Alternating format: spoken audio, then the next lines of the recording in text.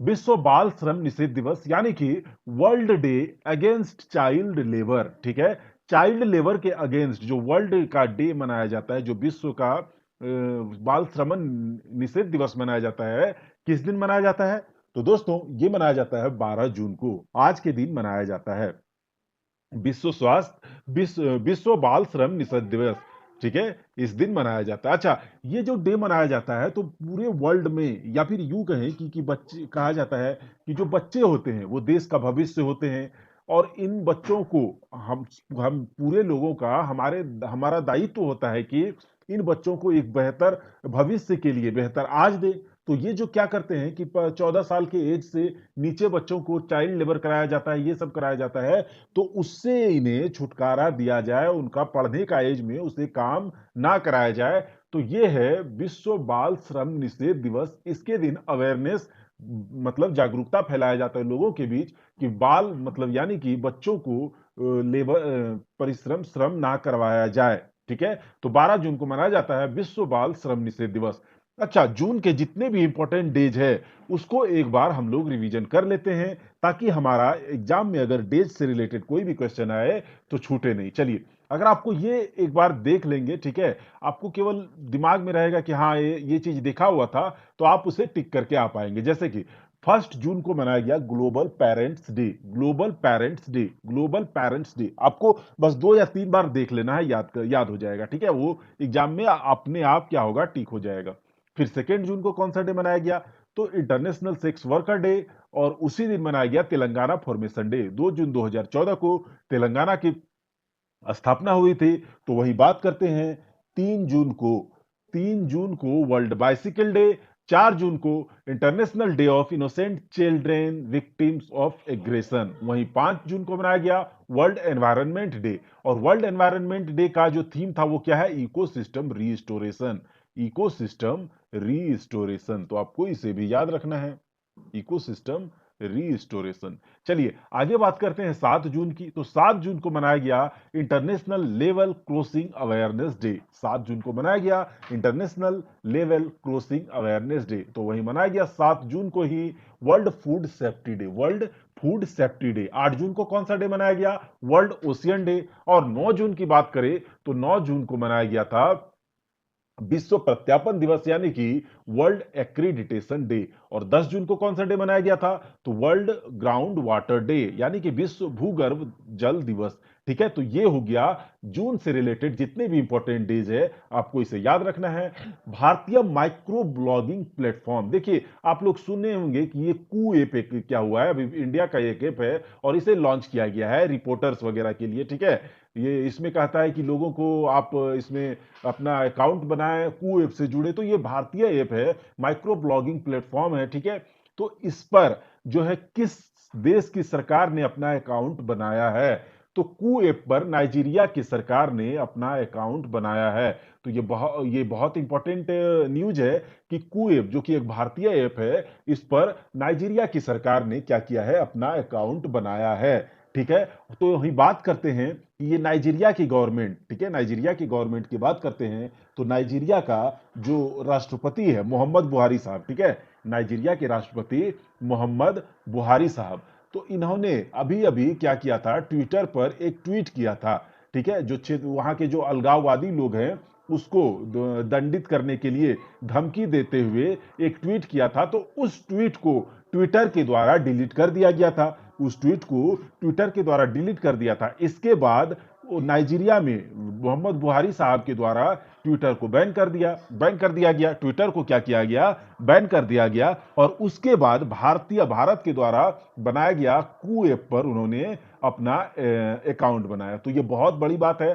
ठीक है, कू ऐप पर नाइजीरिया की सरकार ने अपना अकाउंट बनाया है। ठीक है, अच्छा बात करते हैं कू ऐप की। तो कू ऐप का सह संस्थापक कौन है? कू ऐप का सह संस्थापक है अप्रमेय राधाकृष्ण। अप्रमेय राधाकृष्ण, रा, राधा कृष्ण। ठीक है, आपको ये याद रखना है। चलिए बात करते हैं वहीं पर अगले क्वेश्चन की। तो अगला क्वेश्चन है बुद्धदेव दास गुप्ता। ठीक है, बुद्धदेव दास गुप्ता, ठीक है, इनका निधन हो गया है। ये कौन थे? तो ये एक बहुत ही फेमस बंगाली फिल्म डायरेक्टर थे। ये कौन थे? बंगाली फिल्म डायरेक्टर थे। बंगाली फिल्म निर्देशक निर्देशक थे और बहुत ही फेमस थे। तो इनका निधन हो गया है और आपको याद रखना है बुद्धदेव दास गुप्ता। बुद्धदेव दास गुप्ता आपको नाम याद रखना है और नाम से पूछ लिया जाता है कि ये किस फील्ड से रिलेटेड थे जिनका निधन हो गया। ओबिचुअरी डिपार्टमेंट, ओबिचुअरी सेक्शन में आपसे ये पूछा जाता है। चलिए, यूके एशियन फिल्म फेस्टिवल 2021, तो यूके एशियन फिल्म फेस्टिवल 2021 में सर्वश्रेष्ठ अभिनेत्री का अवार्ड किन्हें दिया गया? ठीक है, तो यूके एशियन फिल्म फेस्टिवल 2021 में सर्वश्रेष्ठ अभिनेत्री का अवार्ड दिया गया तिलोत्तमा सोम को। देखिए यहां पर ये तिलोत्तमा सोम जी हैं और इनको दिया गया यूके एशियन फिल्म फेस्टिवल में सर्वश्रेष्ठ अभिनेत्री का अवार्ड। बहुत बड़ा बात है दोस्तों, ये क्या किया है, अपने एशिया को गौरवान्वित किया है। ठीक है, ये बहुत बड़ी बात है तिलोत्तमा सेम को। अच्छा, ये इसको किस मूवी के लिए दिया गया है? तो इसको दिया गया है राहगीर, राहगीर द वेफेरर। ठीक है, राहगीर द वेफेरर मूवी के लिए इनको ये अवार्ड दिया गया है सर्वश्रेष्ठ अभिनेत्री का। और ये जो राहगीर द फेरर है, द वेफेरर है, इसका निर्देशन किसने किया था, इसका डायरेक्शन किसने किया था? तो ये गौतम घोष है। ठीक है, गौतम घोष। चलिए, तो ये बात हो गई। अच्छा, बात करते हैं यूके एशियन फिल्म फेस्टिवल की। यूके एशियन फिल्म फेस्टिवल की, तो ये इसका 23वां संस्करण था। ये इसका 23वां संस्करण था जिसमें कि तिलोत्तमा सोम को सर्वश्रेष्ठ अभिनेत्री का अवार्ड इन्हें दिया गया। तो वही बात करते हैं स्फूर्ति प्रिया की। तो स्फूर्ति प्रिया को अभी अभी फेसबुक ने अपना शिकायत अधिकारी क्या किया है, नियुक्त किया है। स्फूर्ति प्रिया को अभी अभी फेसबुक ने भारत में अपना शिकायत अधिकारी नियुक्त किया है। वही बात करते हैं सोमा मंडल। तो सोमा मंडल सेल की चेयरमैन है। सेल यानी कि steel authority of India limited की चेयरमैन है। पूजा कपूर डेनमार्क में भारत का क्या है, एम्बेसडर है। ठीक है, भारत का एम्बेसडर डेनमार्क में है पूजा कपूर। चलिए, यहां तक बात हो गया। हम लोग अगले क्वेश्चन में देखते हैं कि ग्लोबल लाइवेबिलिटी इंडेक्स 2021 अभी अभी जारी किया गया है। ग्लोबल लाइवेबिलिटी इंडियन इंडेक्स 2021 को जारी किया गया है और इसमें सबसे टॉप को किसने किया है? तो यानी कि सबसे मोस्ट लिवेबिलिटी, जो जहां पर सबसे ज्यादा रहने योग्य शहर है, वो है न्यूजीलैंड का ऑकलैंड। न्यूजीलैंड का ऑकलैंड सिटी। ठीक है, न्यूजीलैंड का ऑकलैंड सिटी को उसने इस लिवेबिलिटी इंडेक्स को टॉप किया, यानी कि ये शहर सबसे रहने योग्य शहर के रूप में सबसे टॉप पर ये रहा है ऑकलैंड। वहीं पर बात करते हैं ओसाका और टोक्यो, जो कि जापान की सिटी है। ओसाका और टोक्यो, टोक्यो तो जापान की ये कैपिटल है। तो ओसाका और टोक्यो जो है ये सेकेंड पोजीशन पर रहा वर्ल्ड्स मोस्ट लिवेबिलिटी सिटी में। ठीक है, ओसाका और टोक्यो। तो वही बात करते हैं एडिलेड की। एडिलेड जो कि ऑस्ट्रेलिया की है, ऑस्ट्रेलिया का है, ये थर्ड पोजीशन पर रहा। थर्ड पोजीशन पर एडिलेड रहा। चौथे पोजीशन पर फिर से न्यूजीलैंड का वेलिंगटन। ठीक है, चौथे पोजीशन पर फिर से न्यूजीलैंड का वेलिंगटन सिटी रहा। तो ये बात हो गई वो ग्लोबल लिवेबिलिटी इंडेक्स 2021 की। चलिए, अगले क्वेश्चन पर चलते हैं। आईसीआरए आईसीआरए द्वारा भारत का जीडीपी ग्रोथ फिस्कल ईयर 2021-22 में कितने परसेंट रहने का अनुमान लगाया गया है? तो ये लगाया गया है 8.5%। आईसीआरए के द्वारा 8.5% फिस्कल ईयर 2021-22 में भारत का जीडीपी ग्रोथ रहने का अनुमान लगाया गया है। ठीक है, तो ये जो आईसीआरए है, इसका हेडक्वार्टर है गुड़गांव में। ठीक है, इसका हेडक्वार्टर, जिसे भी गुरुग्राम कहा जाता है, आईसीआरए का हेडक्वार्टर गुरुग्राम में है। और ये जो है इसका इसका जो इस पर जो ये किसके अंदर आता है, ये इसका पेरेंट ऑर्गेनाइजेशन कौन है? तो मूडीज है। हम लोग मूडीज के बारे में जानते हैं। मूडीज भी क्या करता है, जीडीपी ग्रोथ, इकोनॉमिक ग्रोथ क्या करता है, एक्सपेक्ट करता है, प्रोजेक्ट करता है किसी कंट्री का। तो इसके बारे में भी हम लोग जानते हैं। ठीक है, तो वहीं पर ये हो गया आईसीआरए के बारे में।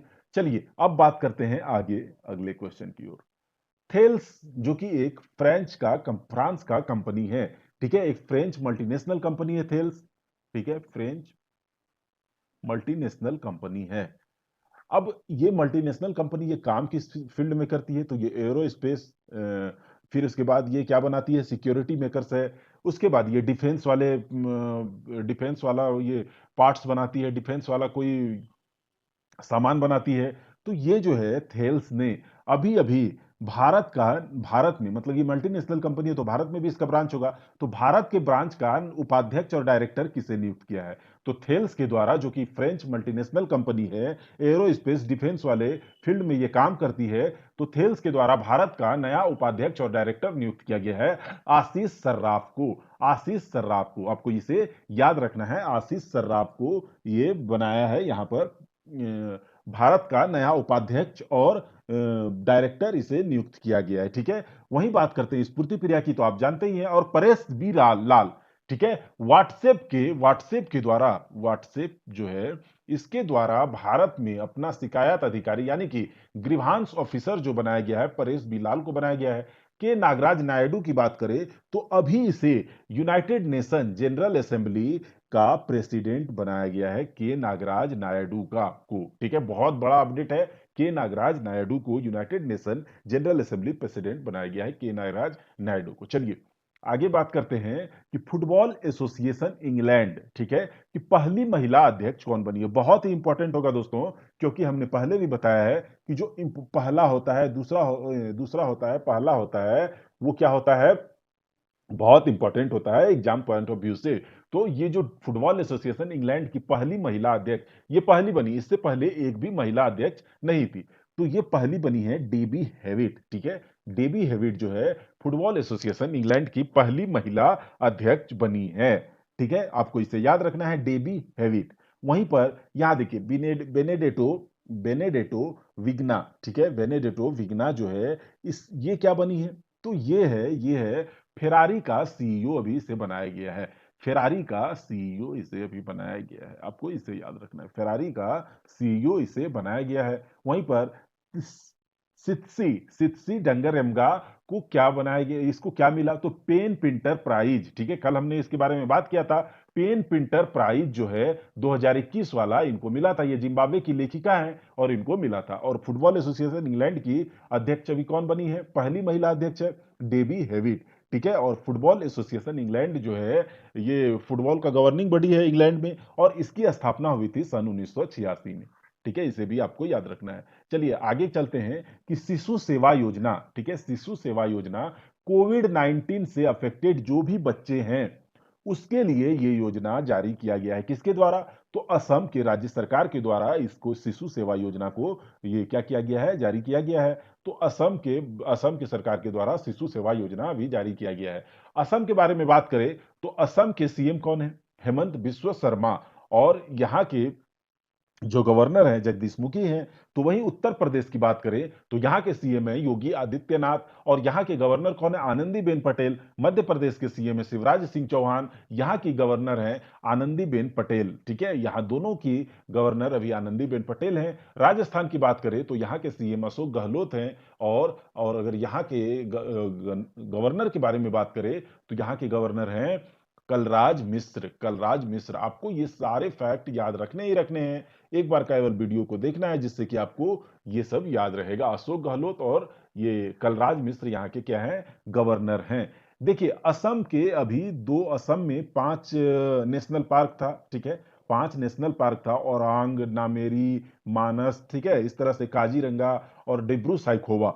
तो ये 5 नेशनल पार्क असम में था। तो अभी इस असम को छठा और 7वां नेशनल पार्क अभी अभी इसने घोषित किया है। छठा national park Raimona national park को घोषित किया है, और 7वां नेशनल पार्क इसने किसे घोषित किया है, असम की सरकार ने। आपको इसे कमेंट सेक्शन में बताना है। दोस्तों आज के लिए इतना ही। हम लोग मिलेंगे कल के नए करंट अफेयर्स के साथ, नए